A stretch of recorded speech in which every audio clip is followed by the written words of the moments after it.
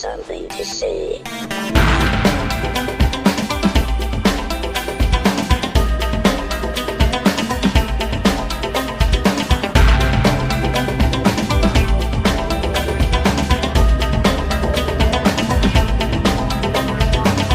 Project Shadow starts now.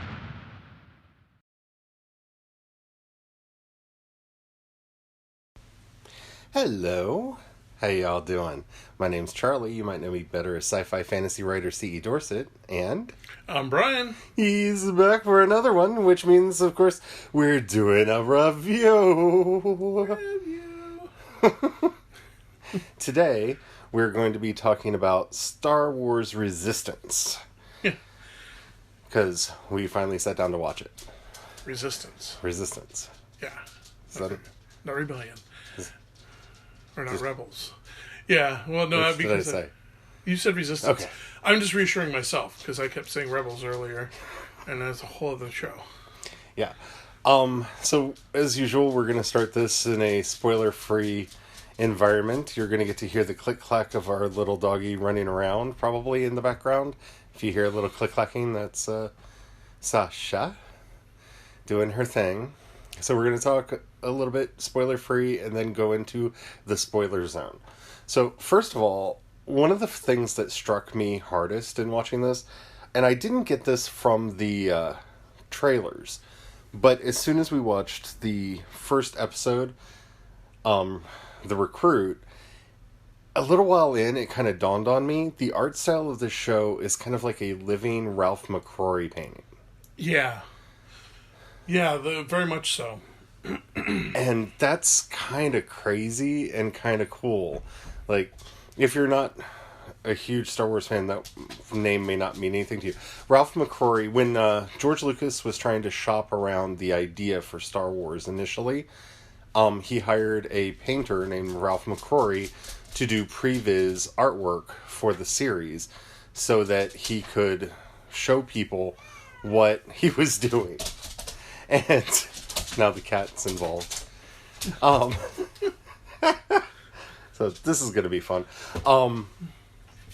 So yeah, he hired Ralph McQuarrie to do some original artwork that some of which made it into the original movies, others did not. Ralph McQuarrie's Stormtroopers did make it in with some alterations. His Darth Vader made it in.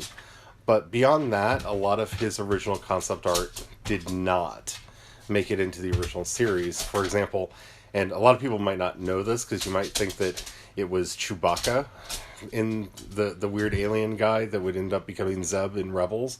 In the original screenplays that were going around, that was Han Solo. And then he decided that he wanted Han Solo to be a human, and thus the Wookiees were born. And he gave him a sidekick, and that was Chewbacca, and there you go.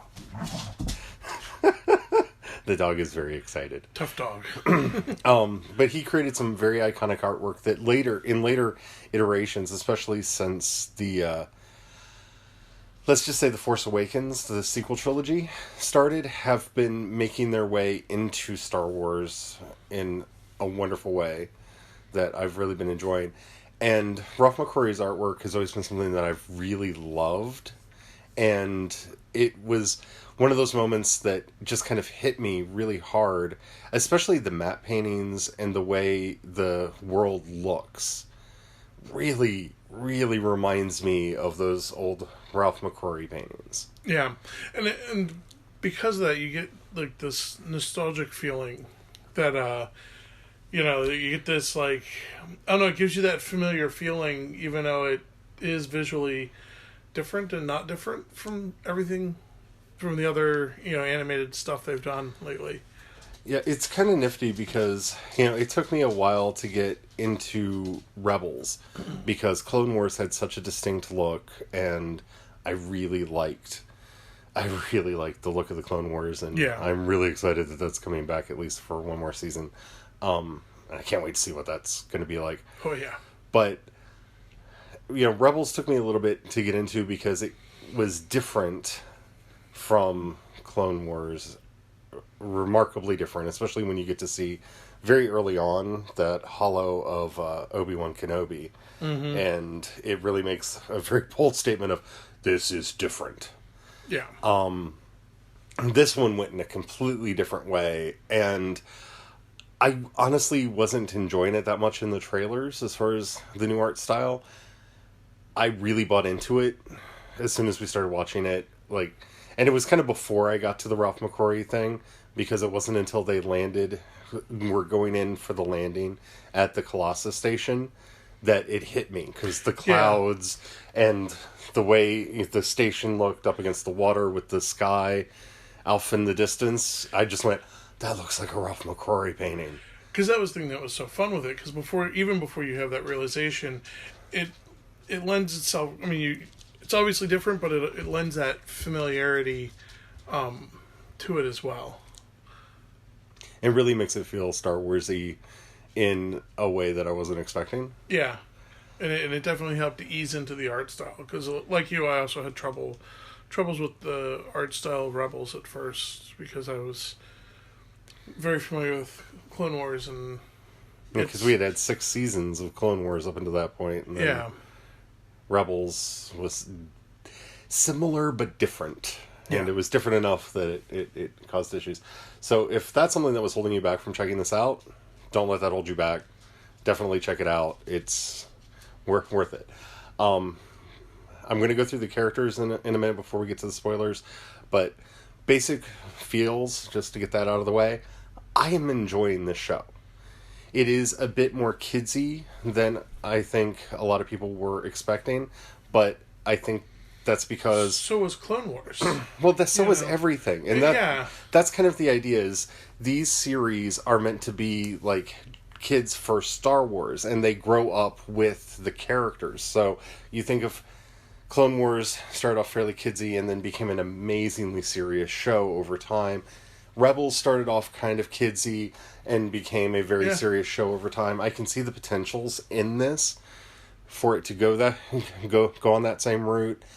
I don't think it's overly kidsy. Like, it doesn't feel like a Teen Titans Go, or, you know what I'm saying? Yeah. Like, there's more... It's a little bit more adult and serious than even how Rebels started. Because you're right, because Rebels especially was like the Loth Cats and stuff like that. Yeah. I mean, it was fun, but it was very kidsy at the beginning. And this one is, So if that's something that you were worried about, I don't think that that's something to be worried about. Most of my concerns about the series went away when I started watching it and actually got to meet the characters and see the world that the story is taking place in. Yeah. And that's kind of what I want to talk about next before we get into spoilers. So our main character is, because this is going to take me forever to be able to say correctly, Kazuda Xiono. Kaz for short. Kaz. Not the biggest fan of Kaz. I'll say that right off the bat. He reminds me of the character in most things that I don't like, in that he wants to be the hotshot pilot. I do think they did a really interesting thing by pairing him up with Poe Dameron very early in the series, because you get to kind of see who he wants to be, and Poe is a character that I really enjoy from both the comics and the movies. I do like that they brought Oscar Isaacs back to play Poe Dameron for this, and by the way, not a spoiler, like in the first 5 minutes of the first episode, which is like a 45-minute episode, it's a double episode, he shows up, and plus he was in the trailers. I don't consider things that were in the trailers to be spoilers for the most part, unless, well, they really mess up. Yeah, unless they screwed up doing the trailer. Which some movies do. Yeah, then it's on them. Yeah, then it's on them. But I think I can grow to like him. I want there to be more development between him and his father. They set that up as a very interesting thing very early in the series. I'm curious to see where he develops to. I also think it's very interesting that, unlike almost every character that we meet in the Star Wars universe, especially main character, he is not an orphan. Maybe. And I say maybe because we've only ever heard his father be mentioned. His mom may not be with us. I don't know. So he may be a half orphan. This may be a half step towards a non-orphan main character. Actually, to be the word of dark, probably not yet is the word you're looking for. Because that's what went through my mind. It's like, oh, he's not an orphan. Yet. Well, I mean, that's kind of Yeah. a major thing for most of the characters that we've met, from, all the way back to Luke and Leia, all the way through. Our main characters generally are orphans or somehow detached from their parents in some way, and there are storytelling reasons for that. But I think I will eventually like him. I like the voice acting that Christopher Sean is doing for him. It's, again, it fits the tone and tenor that the show is wanting, and I can see myself getting to like him as a character, but I don't really like the Flyboy type characters all that usually, so we'll see which way he goes, how Top Gun the show is going to get, but I don't feel that it's actually going to go the way of Top Gun. No. I feel like it's going to go somewhere completely elseways with this. So, Niku Vozu. Okay, so for those of you who are fans of Silicon Valley, this is a character voiced by Big Head from Silicon Valley by Josh Brenner. I love Niku. I do. I have a soft spot for a character who is alien in a way that makes him not understand human culture. And I made a really bad joke really early after we met him that, you are our last hope. Yeah. Because he kind of feels like he should have been in Galaxy Quest. But I mean that in, like, the best possible way. Like, he takes everything literally. He's a fun character, and he was my into the show. Like, I really enjoyed him. So I'm curious to see where that goes. Yeah. No, that's that covers it for Nico. Yeah. Okay, so Jarek Yeager. First of all, I have to say, this is, I'm hoping some foreshadowing, because his name is kind of spelled like Chuck Yeager's name is spelled just slightly different, and I'm assuming he's actually a side nod reference to Chuck Yeager, who was one of my heroes growing up. If you don't know, he was a test pilot who was kind of the first American in space, because he was testing some jets and just aimed straight up to see how high it would go. Yeah.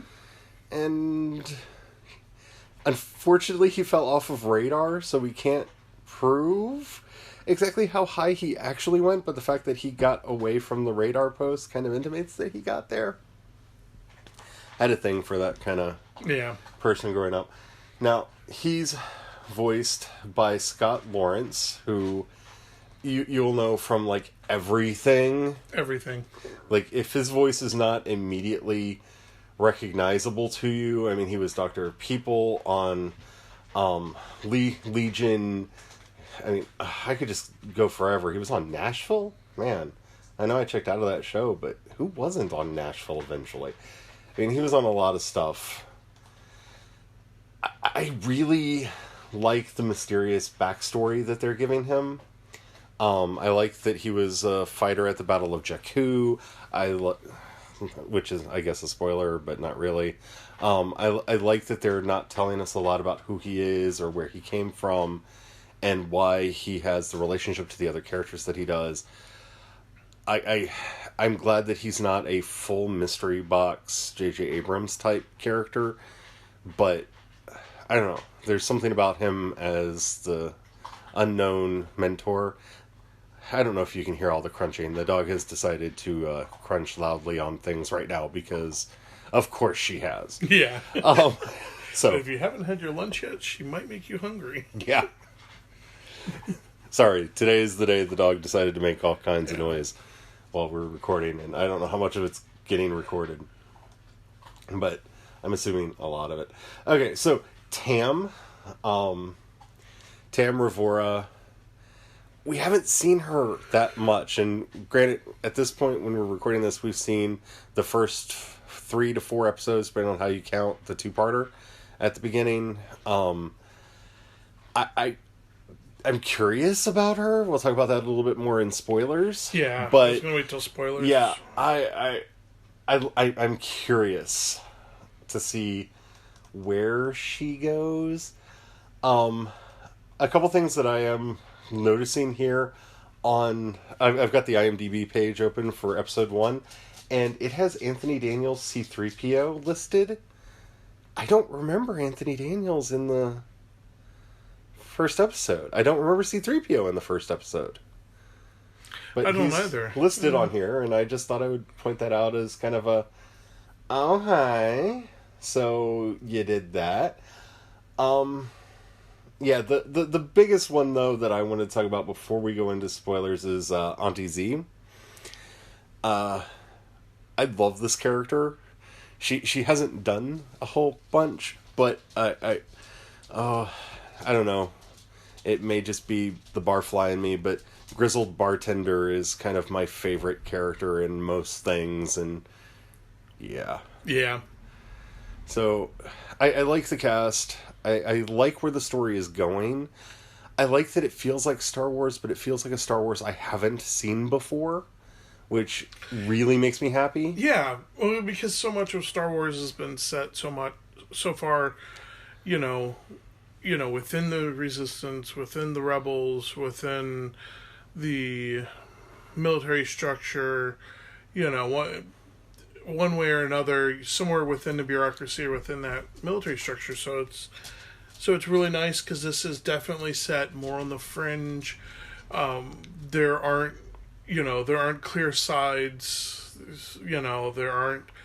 It's just kind of rough, and it's kind of nice because it free flows a lot more than a lot of your other Star Wars, because a lot of the other Star Wars has that structure, has clear sides, has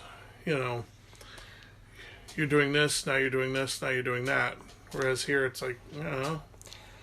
And the other thing I like about the Colossus Station, before we go into spoilers, last thing, it reminds me of a place that you would see Nomi Sunrider walking around in. If you remember when she was trying to escape the Hutts and all of that in the comics from way on back in the day. Yeah. And that makes me very happy. And that's one of the things that makes it feel very Star Wars-y to me. Yeah. And, yeah. Yeah, because being a station out closer to the fringe, and it's not aligned to any sides, it's not... So it's complete free flow. Sasha! Shh. Okay, so we're going to go over to spoilers now.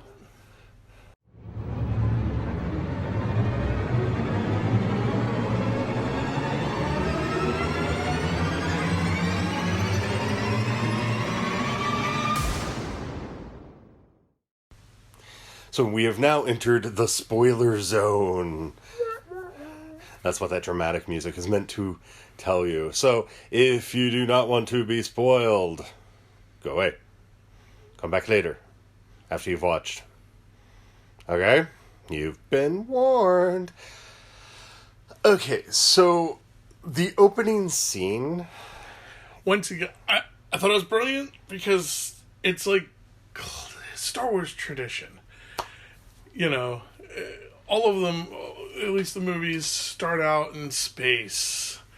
And it was really fun because you kind of started... That Death Star looking thing coming into view. I right away I realized what it was, and I started giggling because I was just like, that's hilarious. It took me like 1 second because my first initial reaction was, oh, they're not going to do a tiny Death Star that's a lead up to Star Killer. Oh, that's an R2 unit's head. They may have done that on purpose just to troll some people for the... Yeah. Be like, look, it's a Death Star. Oh, that was just too funny. 1/8 its size. That was too funny.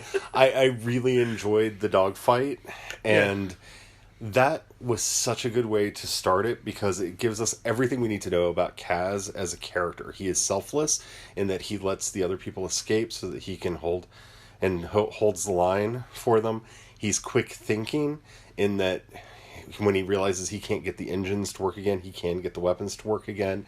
And he's very strategic in the way he gets Poe to instantly understand what the plan is and executes it very well. Yeah. And I thought that was such a good way to introduce Kaz as a character. Mm-hmm.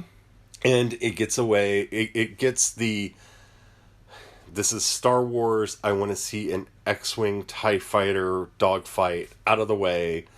Yeah. Right at the beginning. Right at the beginning. It's like there are two things that you go to a Star Wars movie for, and that's an X-Wing versus a TIE fighter and a Jedi.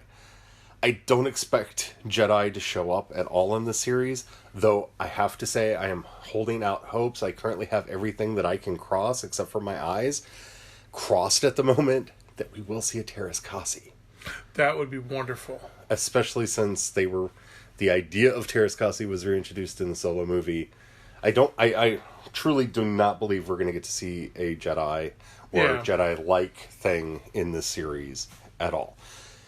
I may be wrong about that, because if they look at the fan reaction and there's too much, "Where's my Jedi?" they may find some way to scoosh something in.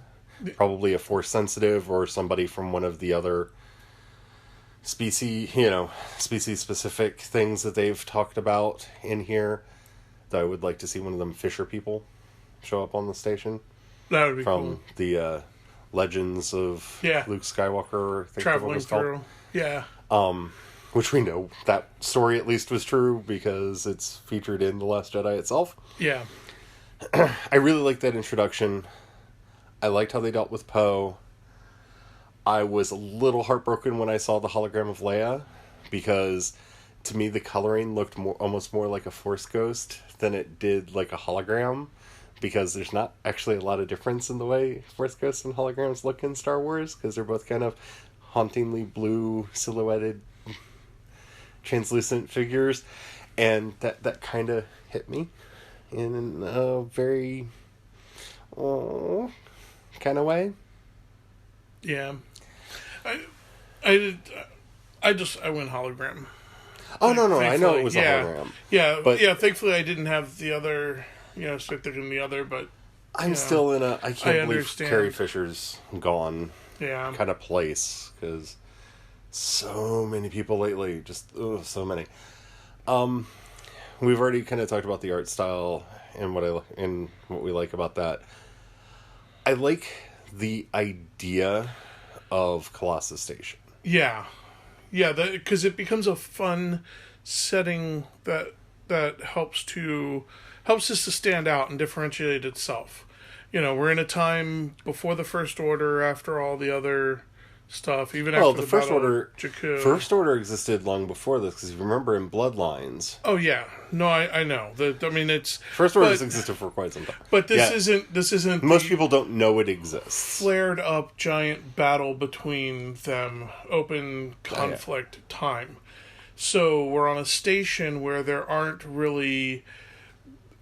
is resistance, but resistance isn't super active or holding up a faction on the station. There is First Order, but First Order isn't super active in holding up a faction on the station. Now, yes, there might be agents, but everybody has agents everywhere. There's pirates, there's scoundrels, there's merchants, there's all these, there isn't any one major crime syndicate. So there's lots of factions. It's one of those where So I bet at some point we will hear mention of Black Sun, because Black Sun is a perpetual crime syndicate. Yeah. In in Star Wars, there are some that will probably show up at some point. I expect to run into some, but I found it very refreshing, because current events, we'll call it life, has me so sick of sports ball, us versus them, two sides, everything is so Sith. To go back to the Star Wars reference, it's one versus the other, and it's like, no, I don't want that. I get just too much of it already, to a point where it's just poisoning and sickening, and it's refreshing to have something that isn't just that. obviously there's different sides, but a lot of the sides, but it's more like I'm not flipping a coin. At least I'm rolling a die. I just don't know how many sided die that is. And I think that's that's I think that's something that they're really going for with the new Star Wars stuff, and I think that's something that has bothered some people, but has really kind of made me happy because, I think back to, like, to me, my absolute favorite Star Wars stuff is the Tales of the Old Republic comics. Back in the day. I mean, I love the movies, don't get me wrong. I really love the movies, but the everything that happened with the Beast Riders of Onderon, which, by the way, is the same planet that one of our I don't know whether I should call him a hero or not. Oh crap, I just lost his name. Rogue One, he ends up I just completely lost his name. Horrible with names. Sorry. Yeah. The guy that Jyn Erso saved Jyn Erso and ended up being Cassius. No, not Cassian. Cassian. No, when she's a little girl, he saves her. Oh, and then yeah. They go and find him on the planet. Yeah, I completely blanked on his name. He's a character from the Clone Wars cartoon. Yeah. I feel really bad He now. even got to fight with Anakin. Yep, he even fought with Anakin. I'll give you all kinds of details on him. Yeah, he's from His Onderon. respirators, things because of the poison, and Jen Erso's the other person. Yeah, I completely lost his name. So I'm having that kind of a day. That's why I have IMDb open over here, but I didn't think I was going to reference him. But anyway, he's from Onderon. Yeah. And that brings Onderon into canon. But, the adventures there and everything that led to the Frieden Nod revolt and how Frieden Nod ends up bringing us Exar Kun and all the things that happen later with the rise of the Sith and the Sith army and ... and everything that follows after that. What made those stories so good and why I, to this day, love them and go back and read them and reread them like favorite books is the stories were so much more complex than just here's the Jedi, here's the Sith, here's the Empire, and here's the bad guys. Like, all the stuff going on with the Hutts and the brother and sister who have their own, like, art theft ring, who end up stealing the relics of Frieden Nod, and that becomes a whole thing, and then they end up being quasi-Sith things that aren't quite Sith mages. Yeah. Yeah. But, that's one of the things that I really loved about the Tales of the Jedi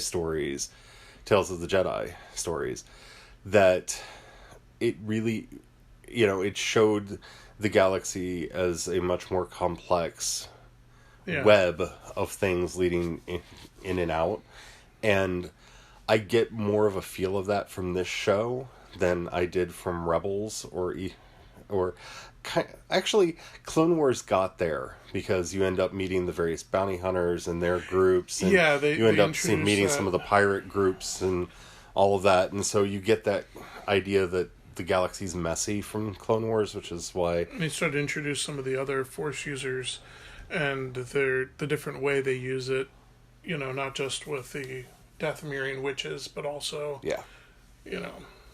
all the stuff beyond just Jedi and Sith. Yeah. The Witches of Dathomir.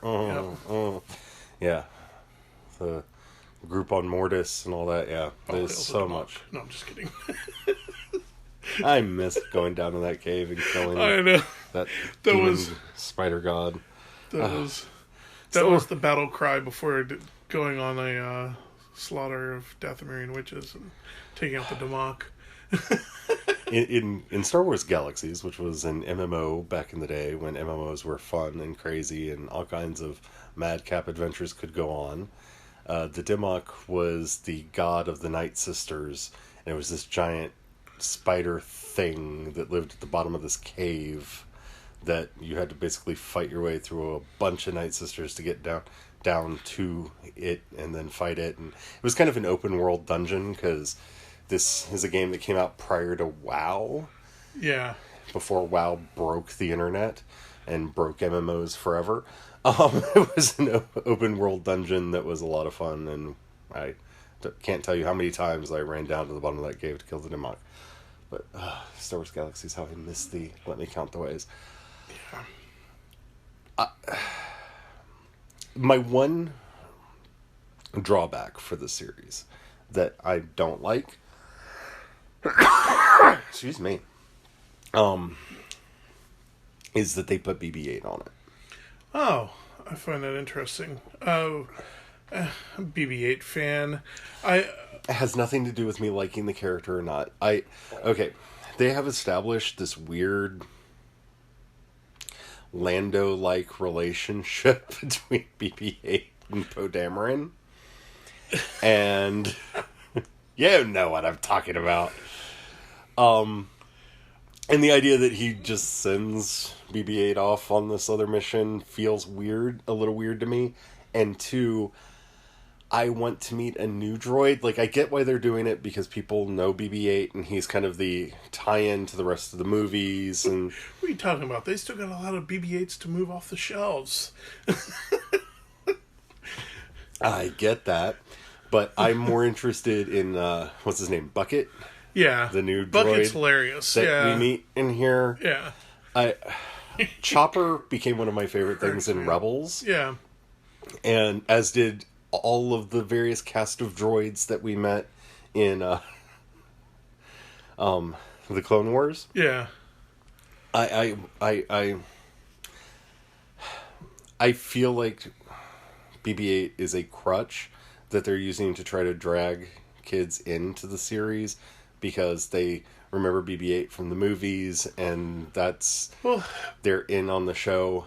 I also feel like BB-8's there. Once again, this is probably a thing that's bothering you a lot about it, but he's there because he's selling toys. Well, no, that I just accept that. I'm a child who grew up.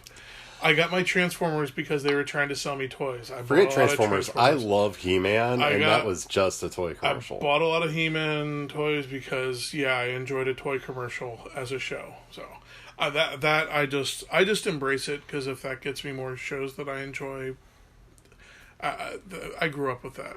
I can't wait for She-Ra, by the way. Yeah. But no, actually, I think it's the writer in you that gets bothered by it, because Kaz is also a walking disaster area. This is one of the things I actually found fun with him, because he can't help but to cause problems. And it reminds me of my husband. Yeah. I have a knack of causing lots of trouble, but also blundering into great areas, which is great fun in, like, tabletop and stuff. And I have many characters that shouldn't have ever gotten as far as they should have, but they blundered just right. And so you have BB-8 to help bail him out. And it does feel like BB-8 is there because the writers... it's almost like it's an easy, lazy way for the writers to go. Literal Deus Ex Machina. To go. Can get Kaz out of the water. You're gonna fall into the water and y'all are becoming fish bait, and droid saves you. Oh, this bad thing's about to happen, and BB-8 saves you. And well, my actual biggest problem with BB-8 is I feel like he's keeping us at arm's length from the other characters, because Kaz is running around with BB-8, and this show is kind of a BB-8 and Kaz buddy comedy show, and so we're not getting to meet and spend a lot of time with, any of the other characters that they've introduced on the show so far, and that bugs me a little bit.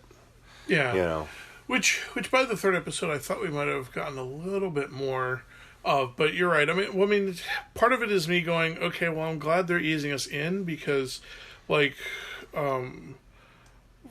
for instance, the new DC thing that jumped around so much, it was like, I almost wish they just focused on two characters and just left it at that but that's only one episode, and I don't want to get into spoilers. But no, we're in spoilers. Well, we're in spoilers. We didn't say we were doing spoilers for other shows, for that particular show. True. But I'll leave it at that. But my point was basically, like, in a way that's kind of nice because it's not too much jumping around. But you're right, I'm hoping they back off on that some, because it is a lot. It's just like when, I can't wait till we can find out that she's actually his daughter. And that's Tam? why, yeah, Tam's his daughter. That's why she's on the crew and given a I don't chance. think so. Because, there's a picture of wife and daughter, and part of me is going, that's the tragedy. They're going to have that the wife died somehow, some way, daughter survived, she's with him, he treats her like she's just part of the crew and not like daughter, kind of to keep her. I think both his wife and kid died. That's why he left the New Republic and doesn't want anything to do with the Resistance. She is a stray that he picked up, like Niku, and we finally get his backstory. These are strays that he's picked up over time. The biggest hook in the series so far is that one line that Jarek says to Tam, and that's, he's just having a rough time like you did when you got started. Yeah. And we just need to give him a chance like I gave you. Yeah. And, yeah, that hints that there's more to their characters and more depth that we're going to get, and I'm all for that. Yeah.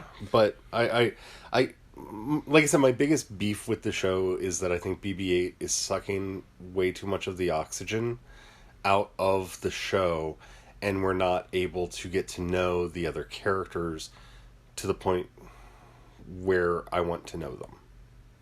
Because I think think about, okay, so the next episode, the Triple Dark, which was entertaining, but think about what it would have been like if it was him and Nico running around the ship, running around the station, getting into madcap adventures and everything that happened with like the guy who wanted his money back, his money for the debt and all that. If that was him and Nico as opposed to him and BB-8, like one would have been funnier because Nico would have been like, "Why don't we just pay him?" He's too good for this world. But you know what I'm saying? It would have been a lot funnier, and it would have let us learn more about him as a character. And that's the kind of thing that I'm talking about, especially when you get to the third episode, which was, what was that called? Fuel for Fire, Fire for Fuel, Fuel for the Fire. That episode would have been so much more interesting in a way with Niku involved, or one of the other, probably not Tam, because she seems to be really close to, she probably would have just spoiled the episode and been like, oh no, we're not going to do this because reason. Whereas Niku would probably have gone along on the journey, and I think that would have been a bit more interesting. Just a touch more interesting. But that's just a pet peeve, and it's something that will probably go away, because I feel like BB-8 is on the station because he really isn't good at making friends. And though he's met these people, I don't think it's out of character for him not to be trying to get close to them. He doesn't seem like somebody who it's easy for him to get close to people. And so BB-8 is his surrogate crutch friend until he can actually make friends with the people on the station. And then BB-8's going to get called away on another urgent mission. Yeah. Personal feelings. Yeah. But I can... It feels... I guess you're right that what bugs me there is more from my writer's perspective, because writerly, from a writer's... I know why he's there, because without him, our main character would just be kind of wandering around alone. Yeah.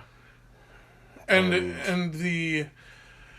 This gives him an instant friend. Because this is kind of the editor in me going, that's kind of lazy.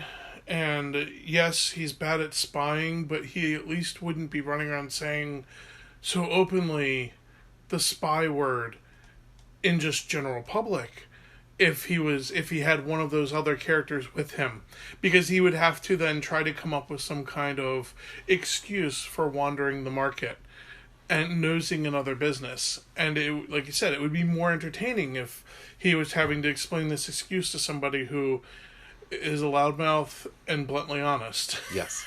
And it would have made for better writing.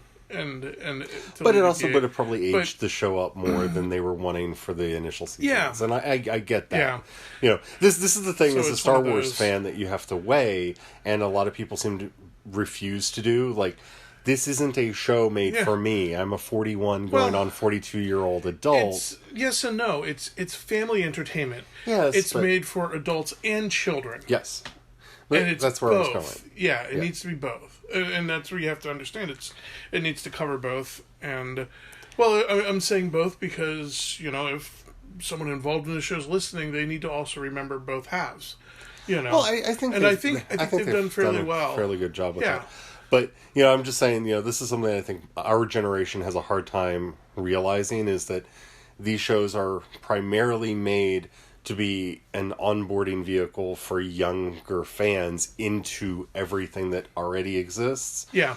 And in that way, Star Wars Resistance wasn't made for me. It was made for if you're new to Star Wars, if you're just getting into it, if you're a kid right now, this is going to be, hopefully, Lucasfilm is thinking, your jam that will get you up and into Star Wars.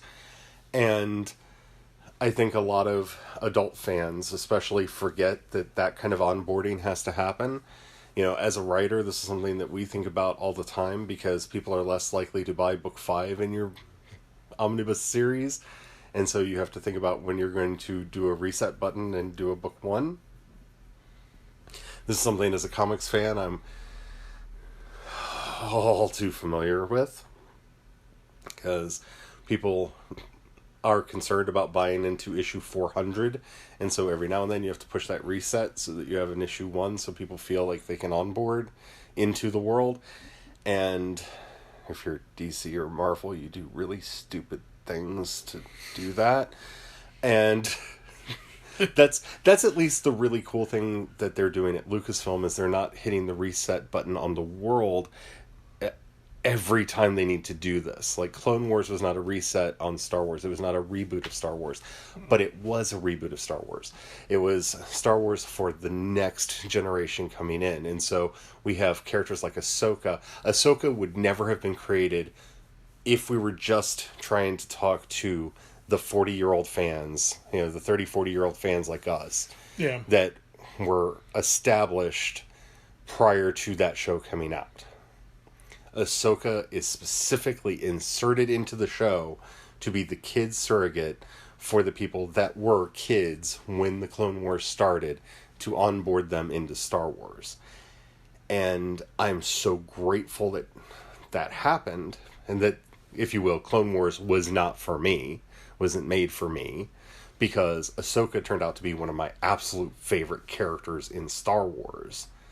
And I never would have had her if they had just tried to make me happy. Yeah. That's kind of where I'm going with this, is like some of the stuff that really annoys me about Tam, and they're just being, oh, she's mysterious, or, you know, with, you know, any of the other characters, those characters weren't written for me. They were written to onboard new fans into the show, and eventually I'll either buy into them or I won't buy into them. But that's not the, you know what I'm saying? Like, Yeah. Bazine is one of my favorite characters in Star Wars. She got one, like, 100-page book dedicated to her, and a cameo in The Force Awakens. And who knows if we'll ever see her again. Yeah. But she was a character that I fell in love with and absolutely loved, right?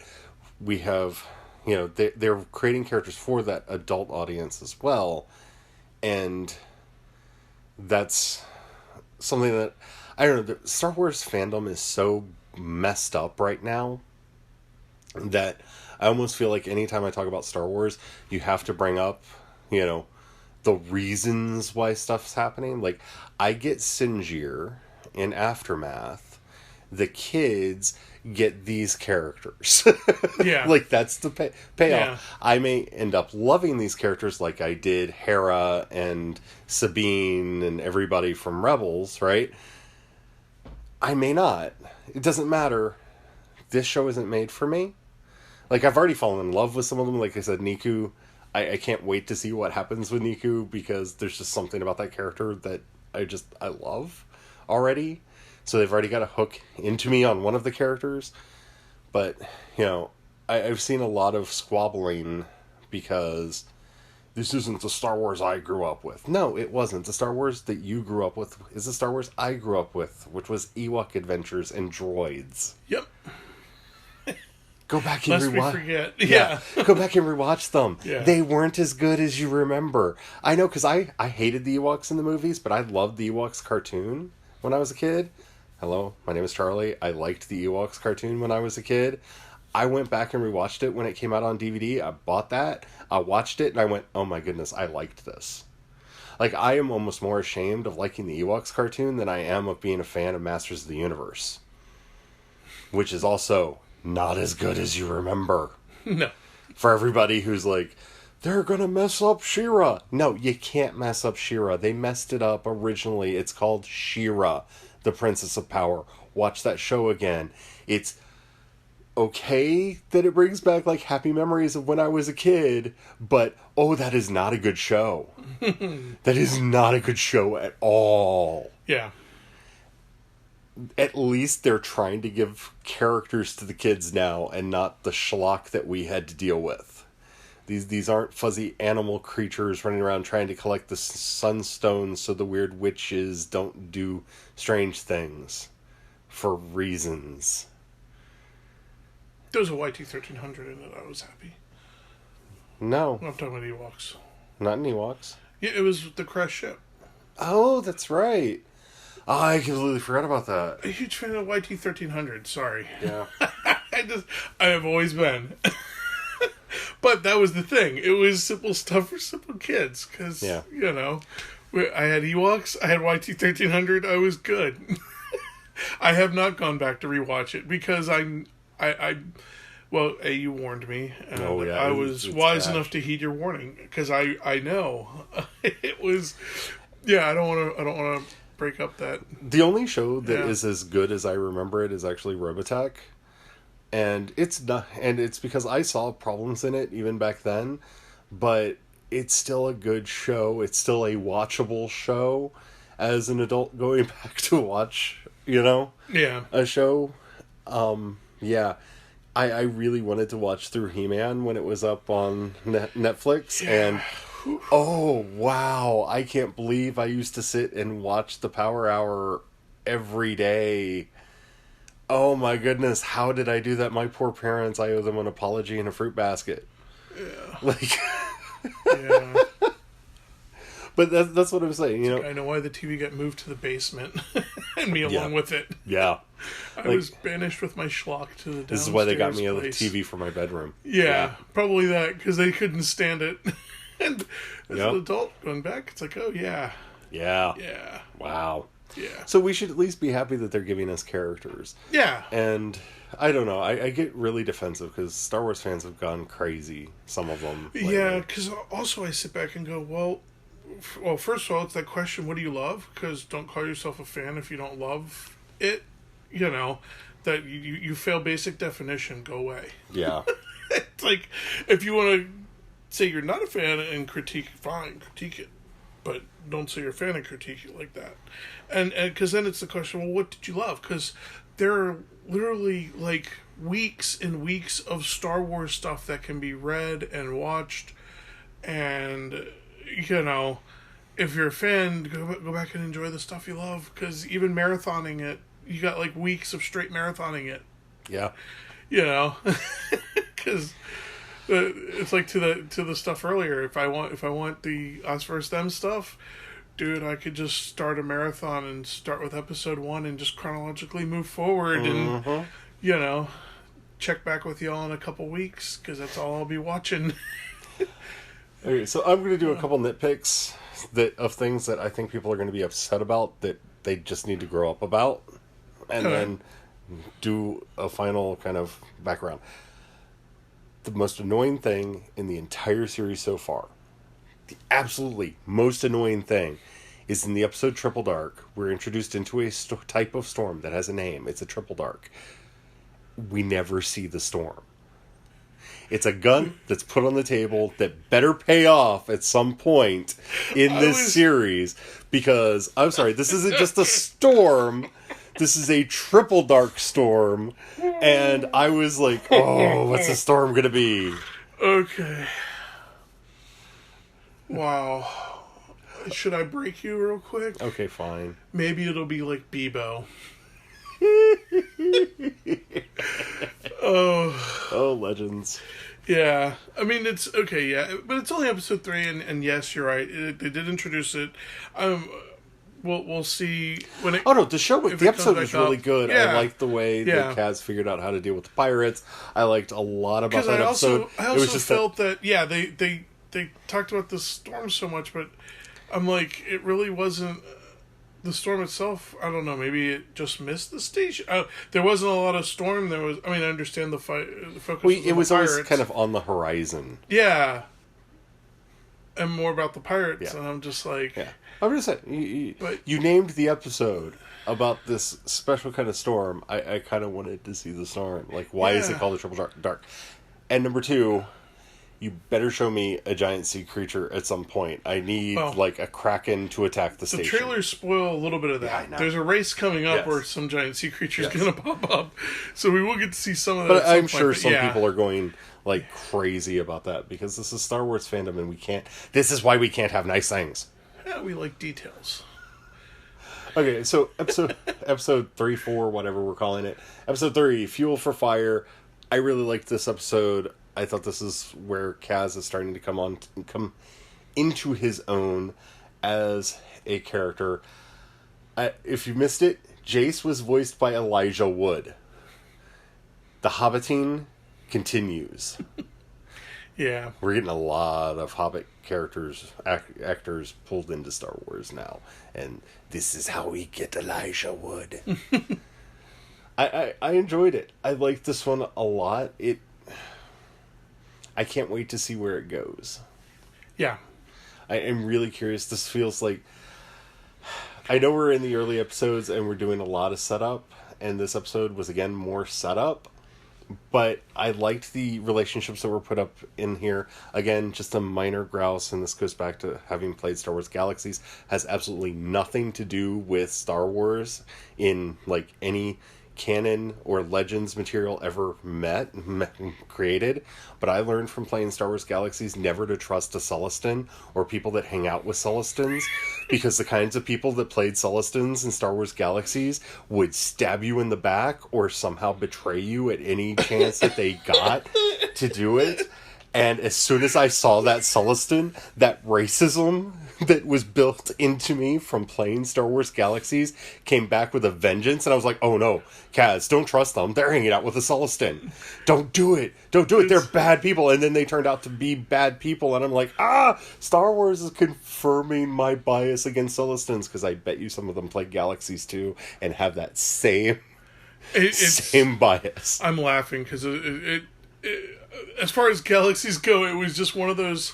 There were a lot of quirks with the game that just became truisms, and that was one of the truisms. Rhodians are goofballs. The types of... Yeah, the types of humans that picked to play certain character types really fit certain profiles. The People Rhodians like me who played Zabrax were overly self-serious to the point of almost self-parody. Yeah. The Celestins would inevitably at some point just stab you in the back and betray you. I knew a lot of Celestins because I was a bounty hunter, and the best way to find your prey was just to send out word to the Celestins and let them know that you had money that you would give them if they betrayed whoever you were hunting down. And they would often give you a tip when they would show up at a cantina. Because I'd actually picked, one of my earlier characters was a Celestin. I tried a Celestin for a little bit. I couldn't stomach it. It was like a close-knit community of backstabbers. Yes. It's the weirdest thing. It was the weirdest thing. I couldn't stomach it. Yeah. And I did end up with a Rhodian. Eventually. I missed the Wookiee, though. Yeah. I had a Rhodian for a little while. because, I'm kind of goofball. And then the Wookiee was the one that actually got played. But, I that bugged me more than anything else is that, like, I felt like they reached it. There's a couple times in the recent Star Wars stuff that I felt like they reached it. Like, these were players from galaxies taking stuff that happened there and building it into Star Wars canon. And this was one of those moments where just like my instinctive reaction was, oh, they got a Sullustan. They're bad. They're bad people. Yeah. Don't trust them. They're bad. Yeah. And yeah. Yeah, because the Wookiees were almost always loners, but always on a mission. Yep. They had an agenda. And I found that just bizarre and weird. Yeah. It was just one of those funny things that basically you ran into a certain type. And you could, you already knew, and it wasn't... You gotta think, even if you were a kid back when Star Wars Galaxies existed, you're old enough to be a writer for the show now. Oh, yeah. Yeah, totally. Like, even if, like, you were one of the youngest players. Yeah. Like, because that was such a long time ago. Yeah. I miss that game. Yeah. And before you say that they're emulators, they don't count because they don't have enough people. Yeah, because that was... part of the glory of it was the social aspect as well. But so all in all, I am enjoying Star Wars Resistance. I think if you are interested in this sort of thing, like if you're a Star Wars fan just because of Jedi, not the show for you, at least so far.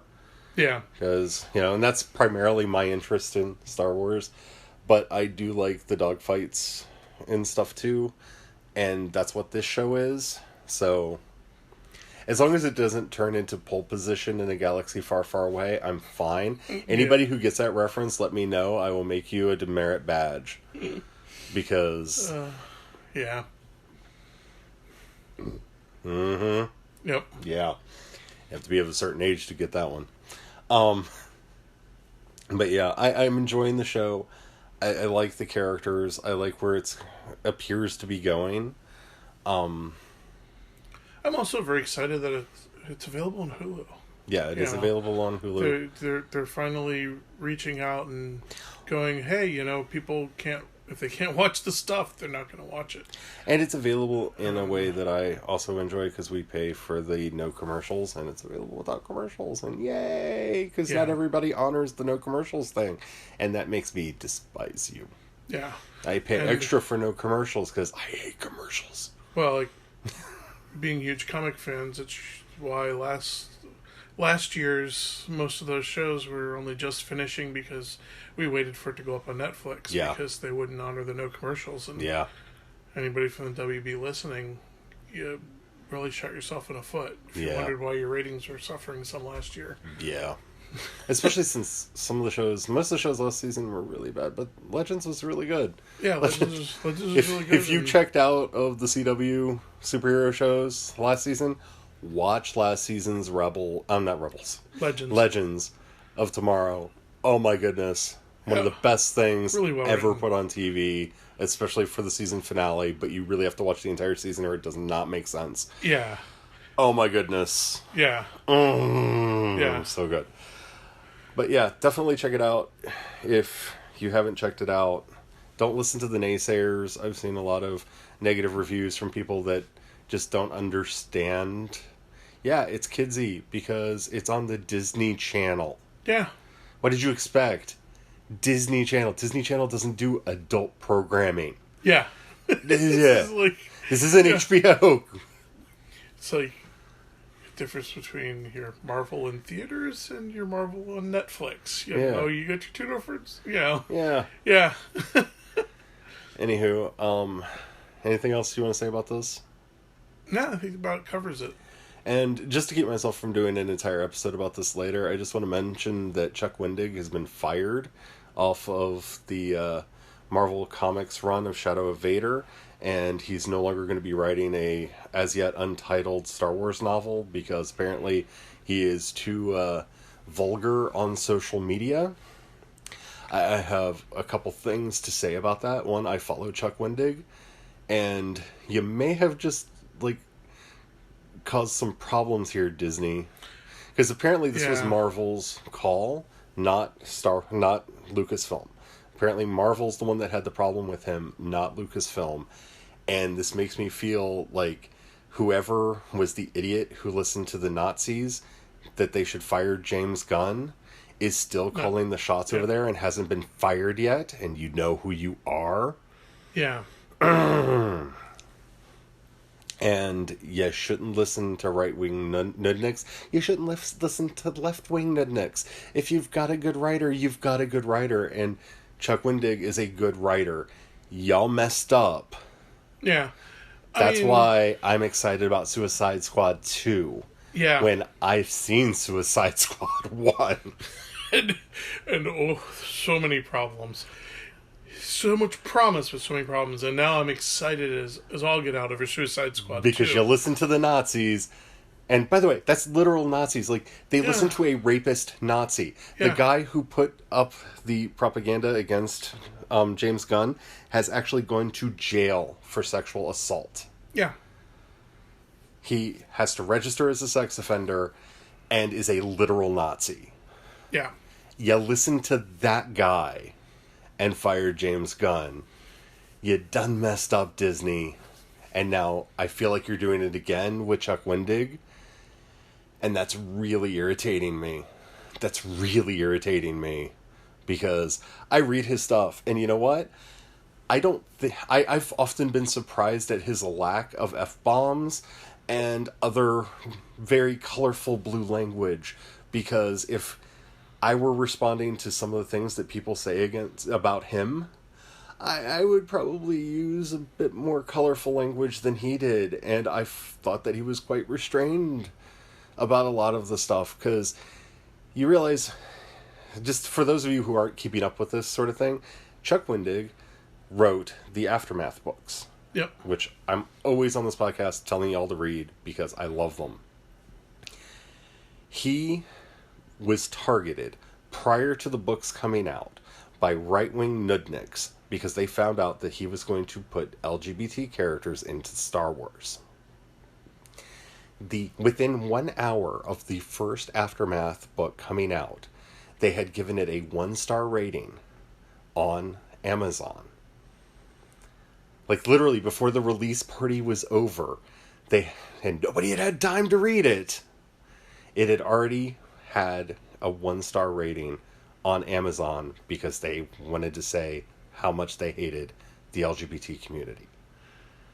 And he has been a lightning rod for people that just hate gay, trans, and queer people since then. And good on him. He doesn't take it lying down. And that's why Disney fired him, because he has said harsh things back to them. Yeah. Disney, you need to get your ducks in a row here. You can't keep firing people that don't kowtow to Nazis and the alt-right. You can't do that. I'm sorry. And I don't want you to kowtow to the far left either. I don't want you to kowtow to anybody. Like, seriously. Oh, it becomes really easy. Don't kowtow to haters. Yes. I mean, hey, as Star Wars fans, it's really simple.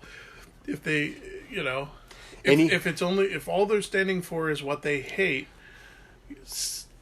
listen to Rose Tycho. Equals Sith, that equals bad. Just follow your own movies. Listen to Rose Tycho. We're going to fight for what we love, not destroy the things that we hate. The people that would never have bought a Shadow of Vader comic because Chuck Wendig wrote it are not going to buy Shadow of Vader comics because Chuck Wendig is not writing them. Yeah. In fact, you have a better chance of them buying it with him there because they're going to want to buy it and burn it. Yeah. Which is still sales. You still win. With him gone, they have no reason to show interest in it anymore. Yep. They're not going to talk about it. They're not going to buy it and burn it. You just also angered all the people who are there trying to build what they love. Yep. And have now alienated them as well. Yep. And since you just bought Fox and have us all really concerned about how much of the intellectual property of the universe you now control, now's not the time to make us start wondering if, you're committing antitrust violations. Yeah. You kind of want to Be benevolent and build that which you love. Yes, please. Yeah.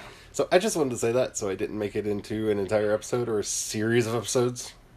Because I'm really tempted to do that because it's really, really irritating me. But, so, just hashtag rehire Chuck Wendig. Hashtag you lost James Gunn. Learn from your mistakes. And if you haven't watched Resistance, watch Resistance. It's awesome. Yep. Okay, so anything else you want to say? That about covers it. Alright. Basic and matter stuff. If you like this episode, thank you. That makes, I'm very, very glad. If you think you know anybody else that would like this episode, please share. That really does help reach more people. And the more people we reach, the more people we reach. If the app that you're currently listening to me on allows you to either rate this episode or to rate the podcast in general, please do that. That tells the algorithms that, maybe they should show the podcast to some more people, and that would be awesome. We've been growing, and it's all because of y'all, because I've been really busy either doing podcast stuff or nano prep, and haven't been able to do the promotional stuff I should be doing. It's all on you guys, man. It's amazing how well the podcast is growing, and keep that up. That's awesome. Thank you. We've already almost done in downloads this month what we did in all of last month. And I haven't looked at the thing in a while. So we may have already beaten it by now. You guys are awesome. Thank you. Thank you. Thank you. Thank you. Thank you.